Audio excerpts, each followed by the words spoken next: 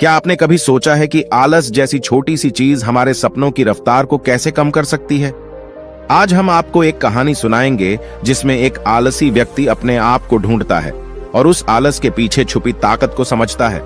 तो आइए हम सब मिलकर उस आलस के राज को सुलझाते हैं जो कभी कभी हमारी उड़ान को बंद कर देता है। वीडियो में आगे बढ़ने से पहले आप सभी का दिल से आभार चाहता हूं। इस चैनल पर 50,000 सब्सक्राइबर जल्दी ही पूरे हो जाएंगे। आप सपोर्ट करते रहिए, मैं ऐसे ही मोटिवेशनल लाइफ चेंजिंग एपिसोड्स और पॉडकास्टर्स में डालता रहूंगा। तो चलिए कहानी में आगे बढ़ते हैं। दोस्तों, एक नगर में एक महान बौद्ध भिक्षु रहा करते थे। वह बहुत ज्ञानी थे और बहुत ही शांत स्वभाव के थे और उनकी यह बात ही उनकी विशेषता भी थी। एक बार की बात है, बौद्ध भिक्षु नगर वासियों को उपदेश दे रहे थे। बौद्ध भिक्षु कह रहे थे कि शब्दों में जीवन बदलने की शक्ति होती है। अपने शब्दों से जीवन बदलो। हम जो भी शब्द अपने लिए या दूसरों के लिए कहते हैं या जो भी बातें करते हैं उस पे हमें ध्यान देना चाहिए। इतना कहकर बौद्ध भिक्षु ने अपना उपदेश समाप्त किया और वहां से चले गए। एक दिन वह बौद्ध भिक्षु एक मार्ग से होकर गुजर रहे थे। उसी मार्ग से एक युवक होकर गुजर रहा था। उस युवक ने जब उन बौद्ध भिक्षु को देखा तो वह जोर जोर से हंसने लगा और कहने लगा, अरे साधु महाराज, आप तो ढोंगी है। आपके उपदेशों में यह कहने से कि शब्दों में बड़ी ताकत है, आपकी बात सत्य नहीं हो जाएगी। ये सब सिर्फ बातें हैं। भला ऐसे कैसे हो सकता है कि शब्दों से हमारा जीवन बदल सकता है? उस युवक की सारी बातें उन भिक्षुओं ने ध्यानपूर्वक सुनी और उसके बाद वह मुस्कुराते हुए उस युवक से कहते हैं, बेटा, नाद से ही तो यह दुनिया प्रकट हुई है और अच्छे शब्दों के पीछे भी नाद ही होता है जो पूरा जीवन बदल देता है। वह बौद्ध भिक्षु उस युवक से कहते हैं, देखो, मैं तुम्हें अपने अनुभव से बता रहा हूं, लेकिन फिर भी तुम्हें यकीन न हो तो तुम इसे खुद आजमा कर देख सकते हो। उन बौद्ध भिक्षु की यह बात सुनकर युवक थोड़ा सा गंभीर हो गया। उसने काफी देर सोच विचार किया और उसके बाद उन बौद्ध भिक्षु से कहता है, हे गुरुवर, अगर ऐसी बात है तो आप मेरे साथ चलिए। मेरा छोटा भाई है जिसकी उम्र करीब 25 वर्ष है और उसे न जाने क्या हुआ है। वह करीब 3 वर्षों से कुछ भी नहीं करता, बस लेटा रहता है। दिन भर वो कुछ न कुछ सोचता रहता है। उसकी यह हालत देखकर हम सब बहुत परेशान हैं। माता पिता भी बहुत चिंतित रहते हैं। हम सब ने कई तरीके अपनाए, कई योजनाएं अपनाई, लेकिन कुछ भी काम नहीं आया।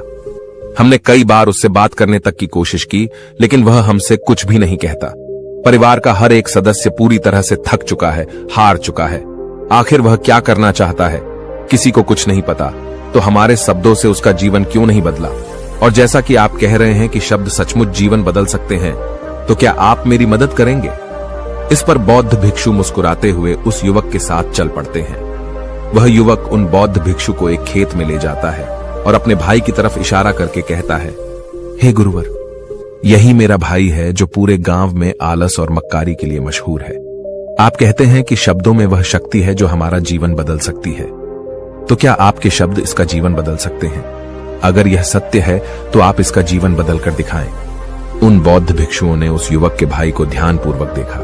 वह एक पेड़ की छांव में आराम से सो रहा था। जब बौद्ध भिक्षु उस युवक के भाई के पास पहुंचे और आराम से उसके सर पर हाथ फिराते हुए कहते हैं, उठो बेटा, बहुत देर हो चुकी है। यह सोने का समय नहीं, यह तो जागने का समय है। उन बौद्ध भिक्षुओं की आवाज सुनकर वह लड़का थोड़ा सा अचरज में पड़ गया। आखिर कौन है जो मुझे इतने प्यार से जगा रहा है? वरना सभी गांव वाले तो मुझे आलसी और मक्कार ही कहते हैं। आखिर कौन है जो मुझे इतना अपनापन दिखा रहा है? उसने आंखें खोली और आंखें मलते हुए उसने पूछा, हे गुरुवर, आप कौन हैं और यहां क्यों आए हैं? इस पर बौद्ध भिक्षु उस युवक से कहते हैं, बेटा, यह प्रश्न तो मैं तुमसे करना चाहता हूं। तुम कौन हो, यही तो तुम्हें जानने की आवश्यकता है। उन बौद्ध भिक्षुओं की बात सुनकर वह लड़का जोर से हंस पड़ता है और कहता है, हे गुरुवर, यदि आपको मेरे बारे में जानना है तो जाइए और गांव के किसी भी सदस्य से पूछ लीजिए। आपको पता चल जाएगा कि मैं कौन हूं। आपसे हर कोई यही कहेगा कि वह तो आलसी है, मक्कार है, तरह तरह के ताने सुनाएंगे, तरह तरह की बातें कहेंगे। इससे आपको यह जरूर यकीन हो जाएगा और आपको यह पता भी चल जाएगा कि मैं कौन हूं। तभी बौद्ध भिक्षु मुस्कुराते हुए उस लड़के से कहते हैं, सबसे पहले मेरी यह बात सुन लो। मेहनती इंसान के खुद के शब्द उसे अंदर तक चोट पहुंचाते हैं, इसलिए कभी भी अपने आप को कोसो मत। अपने शब्दों को सुधारो और मेरी यह दूसरी बात भी सुन लो। मैंने उन गांव वालों से नहीं पूछा कि तुम कौन हो। मैं तुमसे पूछ रहा हूं कि तुम कौन हो, लेकिन तुमने तो अपनी आदतें मुझे बताई। आलस तुम्हारी पहचान नहीं, तुम्हारी आदत हो सकती है, और इंसान नहीं, उनकी आदतें खराब होती हैं। इसलिए बेटा तुम आलसी और मक्कार नहीं हो, ये तो तुम्हारी आदत है। बस इतनी सी बात है जो गांव वाले नहीं समझ सकते। ये सारी बातें सुनकर वो लड़का थोड़ा सा आश्चर्यचकित रह गया, क्योंकि गांव वाले हमेशा उसे मक्कार, आलसी और तरह तरह के ताने ही सुनाया करते थे। उन बौद्ध भिक्षुओं की यह बात सुनकर उस लड़के की आंखों में आंसू आ गए। वह तुरंत ही दोनों हाथ जोड़कर उन बौद्ध भिक्षु के चरणों में गिर पड़ा और उनसे कहने लगा, आप सत्य कहते हैं, यह मेरी आदत ही है और मैं इस आदत से बहुत परेशान हूं। मैंने बहुत कोशिशें भी की, लाख उपाय किए, लेकिन मैं अपनी इस आदत से छुटकारा ना पा सका। इन आदतों से बाहर आना बहुत कठिन है। मैंने कई बार आलस छोड़ने का प्रयास तक किया, पूरी कोशिश भी की, लेकिन कोई लाभ नहीं हुआ। मैं जब भी कोई कार्य करने की कोशिश करता हूं तो पता नहीं क्यों मेरा मन कहीं और भागने लगता है। मेरा दिमाग किसी और दिशा में काम करने लगता है और मैं उस काम पर ध्यान ही नहीं दे पाता। मैं क्या करूं, कैसे करूं, मुझे कुछ भी समझ नहीं आता। जब भी मैं किताबें पढ़ने की कोशिश करता हूं तो मुझे नींद आने लगती है। मन में एक अजीब सा दर्द महसूस होता है। ऐसा लगता है कि मेरा जीवन यूं ही व्यर्थ जा रहा है, और जब मैं इस दर्द को बर्दाश्त नहीं कर पाता तो मैं सो जाता हूं, ताकि जब मैं उठूं तो मुझे दर्द न महसूस हो। और अब तो मुझे यह भी यकीन हो चुका है कि मैं इन आदतों से नहीं निकल सकता। ये आदतें मुझे नहीं छोड़ने वाली। इस पर बौद्ध भिक्षु उस लड़के से कहते हैं, बेटा यदि तुम इस आलस की आदत को छोड़ना चाहते हो तो मैं तुम्हें एक सही उपाय बता सकता हूं, लेकिन उसके लिए तुम्हें कल सुबह मुझे मिलना होगा, तभी वह तरीका मैं तुम्हें बताऊंगा। यदि तुम उस तरीके को सीखना चाहते हो तो कल सुबह मेरे पास चले आना। इतना कहकर बौद्ध भिक्षु वहां से चले गए, लेकिन उन बौद्ध भिक्षु की सारी बातें उस लड़के के कानों में गूंज रही थी। वह यह समझ नहीं पा रहा था कि आखिर वह बौद्ध भिक्षु उसे कौन सा मार्ग दिखाने वाले हैं। वह ऐसा कौन सा उपाय बता देंगे जिससे उसके जीवन से आलस्य हमेशा हमेशा के लिए खत्म हो जाएगा। देखते ही देखते रात हो गई। रात भर वह अपने बिस्तर पर करवट लेता रहा और उन बौद्ध भिक्षु की बातों के बारे में सोचता रहा। इसी प्रकार देखते ही देखते सुबह हो गई और वह लड़का उन बौद्ध भिक्षुओं के पास जा पहुंचा। वह लड़का उन बौद्ध भिक्षु को प्रणाम करता है और कहता है, गुरुवर, जैसा कि आपने कहा था, लीजिए मैं आ गया। अब मुझे वह मार्ग बता दीजिए जिसे मैं अपने जीवन से इस आलस्य को निकाल सकता हूं। तभी बौद्ध भिक्षु उस लड़के से कहते हैं, बेटा, जब भी तुम्हारा मन दुविधा में हो, तुम निर्णय न ले पा रहे हो और तुम्हारे मन में तरह तरह के प्रश्न उठ रहे हो कि मैं क्या करूं, कैसे करूं, इस कार्य को पूर्ण कैसे करूं, यह सब कैसे होगा, तब तुम वास्तविकता में अपने अतीत से सोच रहे हो कि पिछली बार तुम्हारे ऐसा करने पर क्या हुआ, या अतीत में तुमसे लोगों ने क्या कहा था। तो आज से कभी भी अपने अतीत से नहीं, बल्कि भविष्य से सोचो। इस पर लड़का कहता है, भविष्य से, वह भला कैसे? तभी बौद्ध भिक्षु उस लड़के से कहते हैं, मान लो कि तुम्हें आज किसी भी चीज की कमी नहीं है, तुम्हारे पास वो हर चीज है जो तुम चाहते हो, वह सारी सुख सुविधाएं हैं। तो अब बताओ, तुम अपना जीवन कैसे व्यतीत करना चाहोगी? उन बौद्ध भिक्षु की यह बात सुनकर वह लड़का कुछ देर के लिए सोच में पड़ गया, क्योंकि आज तक उसने सभी गांव वालों के केवल ताने ही सुने थे। किसी ने भी आज तक उसके जीवन के बारे में उससे ऐसी बात नहीं की थी, और वह गुरुवर उसे आने वाले भविष्य के बारे में उससे बातें कर रहे थे। उन बौद्ध भिक्षु की यह बात सुनकर वह लड़का खुद से प्रश्न करने लग गया कि अगर मेरे पास सब कुछ होगा, धन की कोई कमी नहीं होगी और सारी सुख सुविधाएं होंगी, तो मैं अपना जीवन कैसे व्यतीत करूंगा? कुछ देर सोच विचार करने के बाद वह उन बौद्ध भिक्षु से कहता है, गुरुवर, मैं यह दुनिया घूमना चाहूंगा, पहाड़ों पर चढ़ना चाहूंगा, समुद्र की रेत पर चलना चाहूंगा और मैं एक बहुत बड़ा व्यापारी बनना चाहूंगा। तभी अचानक उस लड़के का ध्यान टूट गया और वह उन बौद्ध भिक्षु से कहता है, परंतु हे गुरुवर, यह सब कैसे संभव होगा? केवल मेरी मात्र सोच लेने से तो यह सब पूरा नहीं होने वाला। उसके ऐसा कहते ही उसके अतीत में बीती हुई सारी घटनाएं उसकी आंखों के सामने से गुजरने लगी और वह एक बार फिर से निराश होने लगा। और अब वह यह सोचने लगा कि मेरे पास तो पैसे ही नहीं है, तो मैं भला व्यापार कैसे कर सकता हूं? न ही मेरे पास व्यापार का कोई अनुभव है। ऐसी स्थिति में मैं भला यहां से कैसे निकल सकता हूं? उस लड़के के इस प्रश्न का जवाब देते हुए वह बौद्ध भिक्षु उस लड़के से कहते हैं, भंते, हर रात में सोने से पहले तुम हर दिन अपना लक्ष्य एक कागज पर लिखो और सुबह उठकर सबसे पहले उस लक्ष्य को देखो और सोचो कि उस लक्ष्य को पाने के लिए तुम आज क्या कर सकते हो, और जो भी तुमने उस कागज पर लिखा होगा उस कार्य को उसी दिन पूरा करने की हर मुमकिन कोशिश करो। इस पर वह लड़का कहता है, ठीक है, आप सच कह रहे हैं, लेकिन जब मैं बहुत सोचने लगता हूं तो मेरा मन बेचैन होने लगता है और मन में तरह तरह के विचार उठने लगते हैं, और इन विचारों को शांत करने के लिए मैं सो जाता हूं ताकि वह विचार मुझे परेशान न कर पाए। उस लड़के की इस समस्या का समाधान करते हुए वह बौद्ध भिक्षु उस लड़के से कहते हैं, बेटा, अंतर्मन की चाल को पकड़ो और शब्दों की मदद से नया भविष्य बनाओ। तभी लड़का कहता है, हे गुरुवर, आप क्या कहना चाहते हैं? मैं आपकी बात समझ नहीं पा रहा। इस पर बौद्ध भिक्षु मुस्कुराते हुए कहते हैं, बेटा, कैसे होगा? यह जो सवाल है, यह सवाल नहीं बल्कि एक डर है जो तुम्हारे अंतर्मन में बैठा हुआ है, जो तुम्हें अगला कदम लेने से रोक रहा है, तुम्हें कदम आगे बढ़ाने से रोक रहा है। यदि तुम वास्तविकता देखो तो किसी को भी नहीं पता होता कि वह कार्य कैसे होगा, लेकिन एक इंसान जब दृढ़ निश्चय कर लेता है तो वह अपने उद्देश्य को सामने रखकर लगातार प्रयास करता रहता है और वह अपनी सफलता प्राप्त कर ही लेता है। तभी वो लड़का उन बौद्ध भिक्षु से कहता है कि हे गुरुवर, अगर ऐसी बात है तो मन में बार बार चिंता क्यों होती है? मन बार बार बेचैन क्यों हो उठता है? इस पर बौद्ध भिक्षु कहते हैं, बेटा, क्योंकि तुम्हें डर है कि तुम कमजोर हो। तुम्हारे अंतर्मन में बैठा है कि तुम में कुछ कमी है, तुम किसी काम के नहीं हो, और यही कारण है कि तुम कोशिश करने से डरते हो, क्योंकि तुम्हारा अंतर्मन हमेशा तुम्हें रोकता रहता है। जब भी तो कोई कार्य शुरू करना चाहते हो, तुम्हारा मन तुमसे पहले कह देता है, इससे आगे मत बढ़ना, अन्यथा तुम हार जाओगे, और इसी कारण तुम्हें चिंता होने लगती है, तुम्हारा मन बेचैन होने लगता है। तभी वो लड़का कहता है, गुरुदेव, आपने जो कुछ भी कहा वो बिल्कुल सत्य है, लेकिन अब आप ही मुझे बताइए कि मैं इस परेशानी से बाहर कैसे निकलूं? इसका जवाब देते हुए वो बौद्ध भिक्षु उस लड़के से कहते हैं, बेटा, इस समस्या का समाधान बहुत ही आसान और सरल है। तुमने देखा होगा कि अक्सर ही हम अपने आप को दोष देते रहते हैं, अपने आप को तरह तरह के अपशब्द कहते रहते हैं जो हमारे अंतर्मन में जाकर बैठ जाते हैं और वही हमें आगे बढ़ने से रोकते हैं।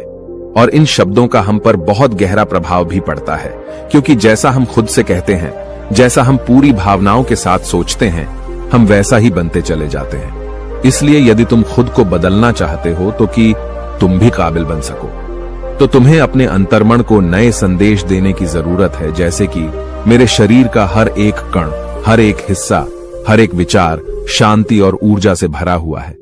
मैं दृढ़ संकल्प और आत्मविश्वास के साथ हर दिन के लक्ष्यों को पूरा करता हूं। मैं अपने कमजोरी को अभ्यास में बदलता हूं, चिंता को ध्यान में बदलता हूं। मैं उत्साह और ऊर्जा से भरा हुआ हूं, लगातार अपने लक्ष्यों पर काम करता हूं। ऐसे शब्द जब तुम खुद से कहोगे तो तुम शक्तिशाली महसूस करने लगोगे और तुम्हारी सारी चिंताएं खत्म होने लगेंगी, क्योंकि यही शब्दों की ताकत है। वह तुम वही बना देंगे जो तुम खुद से कहोगे। तुम जितनी भावना के साथ यह वाक्य बोलते हो, उसे महसूस करते हो, उतनी ही भावनाओं से यह शब्द तुम पर असर करना शुरू कर देंगे। धीरे धीरे यह शब्द तुम्हारे मन और व्यक्तित्व की सोच का हिस्सा बन जाएंगे। लेकिन मेरी एक बात याद रखना कि तुम्हारा अंतर्मन इतनी आसानी से हार नहीं मानने वाला। जब तुम आगे बढ़ोगे तो मौका मिलते ही वह तुम्हें पीछे खींचेगा। तुम्हारे अतीत के बीते हुए सारे कड़वे अनुभव तुम्हें याद दिलाएगा, ताकि तुम डर जाओ और एक बार फिर से अपने लक्ष्य का पीछा करना छोड़ दो। लेकिन तुम्हें इसकी चिंता नहीं करनी है। उन सकारात्मक शब्दों के कारण तुम्हारा मन सकारात्मक विचारों को स्वीकार करने लगेगा। आगे वह बौद्ध भिक्षु उस लड़के को चेतावनी देते हुए कहते हैं, मेरी एक बात और याद रखना कि तुम्हारा ध्यान आलस्य पर नहीं होना चाहिए, अर्थात तुम्हें कभी आलस नहीं मिटाना, बल्कि तुम्हें एक नए भविष्य का निर्माण करना है, एक नए व्यक्तित्व का निर्माण करना है। तुम्हारा पूरा ध्यान केवल इस पर ही होना चाहिए। उन बौद्ध भिक्षुओं की बात सुनकर लड़का कहता है, ठीक है गुरुवर, आप जैसा कहते हैं मैं वैसा ही करूंगा। तभी वह बौद्ध भिक्षु उस लड़के से कहते हैं, बेटा, अभी तो मैं इस गांव से जा रहा हूं, लेकिन कुछ सालों के बाद मैं वापस आऊंगा। इतना कहकर बौद्ध भिक्षु वहां से चले गए और वह लड़का अपने घर लौट गया। लेकिन अब उस लड़के के मन में तरह तरह के विचार चल रहे थे। वह लड़का यह सोच रहा था कि अगर मैं अपनी मनपसंद जिंदगी जीने लगूंगा अगर मैं दुनिया घूमने लगा, नए लोगों से मिलने लगा और अपनी पसंद का काम करने लगा, तो मेरी जिंदगी कैसी होगी? उस बात को ध्यान करके उसने एक कागज पर अपना लक्ष्य लिखा और लिखकर सो गया। अगली सुबह जब उसकी आंखें खुलीं तो उसने उस पेपर पर लिखा हुआ लक्ष्य एक बार दोहराया। उसके बाद वह कुछ देर के लिए शांत हो गया। तभी उसे उन बौद्ध भिक्षु की बात याद आई कि तुम अपने लक्ष्य के लिए आज क्या कर सकते हो। उसने खुद से सवाल किया कि मैं आज अपने इस लक्ष्य को प्राप्त करने के लिए क्या कर सकता हूं। तभी उसे एक बार फिर से उस पेपर की तरफ ध्यान दिया। उस पेपर पर लिखा था कि मैं बाजार जाता हूं और लोग व्यापार करने की कौन सी चीजें, कौन से सामान लेकर आते हैं। मैं उन चीजों को देखता, उन चीजों को पता करता। वो पढ़ने के बाद तुरंत ही बाजार चला गया। वह अलग अलग दुकानों पर बैठा उन्हें देखा, लेकिन उसे कुछ समझ नहीं आ रहा था, क्योंकि लोग अलग अलग व्यापार कर रहे थे, अलग अलग तरह की चीजें और सामान ले रहे थे, और किसी ने उसकी कोई मदद नहीं की। वह बहुत उदास हो गया और निराश होकर वापस घर लौट आया। तभी उस लड़के को उन बौद्ध भिक्षु की एक और बात याद आई। शब्दों में बहुत ताकत है और शब्द हमारा जीवन बदल सकते हैं। उसे वह सकारात्मक विचार याद आए। वह उन्हें सुबह शाम दोहराने लगा और अब से वह हर दिन ऐसा ही करता। देखते ही देखते 1 महीना बीत चुका था, लेकिन अब तक उसके जीवन में कोई बदलाव नहीं आया था। अब वह लड़का यह सोचकर निराश होने लगा था कि उसके जीवन में तो कुछ भी परिवर्तन नहीं हो रहा। लेकिन 1 महीने के बाद उसे महसूस हो रहा था कि वह पहले से अच्छा महसूस कर रहा है। उसका दिमाग अब अच्छी तरह से सोच पा रहा है। वह पहले से ज्यादा चलने फिरने लगा है। धीरे धीरे उसे समझ में आने लगा कि जो लोग आगे बढ़ते हैं, महान काम करते हैं, उनकी सोच में कितना अंतर होता है। वे लोग हमेशा शक्तिशाली विचार सोचते हैं। दूसरों की छोटी सोच और डर से वह कभी प्रभावित नहीं होते। जब भी उनके सामने कोई मुश्किल आन पड़ती है तो वह घबराते नहीं, बल्कि उस समस्या का समाधान निकालते हैं। इस समस्या के समाधान पर ध्यान केंद्रित करते हैं और न ही वह कभी किसी का इंतजार करते हैं। वह केवल खुद पर विश्वास करते हैं और तुरंत ही कदम आगे बढ़ाते। जब उस लड़के को ये सारी बातें समझ में आने लगीं, तो उसने भी धीरे धीरे अपने कदम आगे बढ़ाने शुरू किए। उसने बिल्कुल वैसा ही व्यवहार करना शुरू किया। अब से वो कभी खाली नहीं बैठता था। जब भी उसका मन करता, वो बाजार जाता और लोगों के बारे में जानता समझता कि वो किस प्रकार व्यापार कर रहे, कौन से चीजें खरीद रहे हैं और किन चीजों पर उन्हें लाभ हो रहा है। और जब उसका मन करता तो अपने पिता की मदद भी करता था। वो अपने पिता के साथ मंडी में जाता, वहां पर जाकर मोल भाव करता। ते हमेशा कुछ न कुछ सीखने में ही जुटा रहता है। तभी एक दिन गांव में एक मसाले का व्यापारी आया। उसे कुछ पढ़े लिखे नौजवानों की जरूरत थी जो माल की गिनती कर सके और हिसाब रखने का काम कर सके। वह लड़का अपने लक्ष्य को जानता था कि उसे क्या पाना है। उसे समझ में आ गया था कि इस काम से उसे बहुत कुछ सीखने को मिलेगा। बेहिचक उस सेठ के पास पहुंच गया। वह जानता था कि उसे उस काम के बहुत कम पैसे मिलेंगे, लेकिन फिर भी वह उस काम को करने के लिए तैयार था। अब उस लड़के की सोच पूरी तरह से बदल चुकी थी। अब वह बाकी लोगों की तरह नहीं सोचता था। बहुत ईमानदार और समझदारी से काम करता था। देखते ही देखते करीब 3 महीने बीत गए और अब व्यापारी यह समझ चुका था कि नौजवान बहुत ही समझदार है और वह उसे व्यापार में बहुत मदद करता है। इसलिए उस मसाले के व्यापारी ने उस लड़के को अपना सहायक बना लिया। उस व्यापारी ने देखा कि इस लड़के की दिनचर्या सबसे अलग है। ये हर दिन पढ़ता है, लिखता है, सुबह उठकर ध्यान करता है, नई चीजें सीखता है। परेशानी आई तो भी विचलित नहीं होता। ये सबसे सम्मान से बात करता है, सबका आदर करता है। देखते ही देखते 1 साल बीत चुके थे और अब तो व्यापारी उस नौजवान से बहुत खुश था। उसने धीरे धीरे उस नौजवान को व्यापार के सारे गुण सिखा दिए और देखते ही देखते वह लड़का अब एक छोटा सा व्यापारी बन चुका था। और जब उस लड़के के अंदर व्यापार की समझ आ गई तो उसने जड़ी बूटियों का व्यापार शुरू कर दिया और देखते ही देखते केवल कुछ ही वर्षों में उस नगर का सबसे बड़ा व्यापारी बन गया। लोग उसे सबसे बड़े व्यापारी के नाम से जानने लगे।